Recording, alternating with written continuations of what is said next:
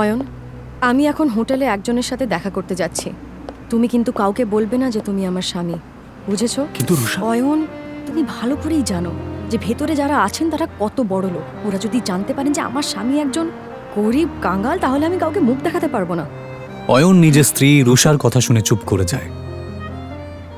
এটা প্রথমবার নয় যখন রুষা তার দরিদ্র স্বামীকে অপমান করছে। এর আগেও অয়নকে অনেকবার সে অপমান করেছে। রুষার বাড়ির লোক অয়নের সাথে একটা কুকুরের থেকেও খারাপ আচরণ করত, কিন্তু অয়ন কারোর কথায় মন খারাপ করত না, কারণ সে তার স্ত্রী রুষাকে পাগলের মতো ভালোবাসত। আজ রুষা তার ছোটবেলার বন্ধু রূপালী এবং আরও কিছু বড়লোক বন্ধুদের সাথে হোটেলে দেখা করতে যাবার সময় অয়নকে সচেতন করছিল।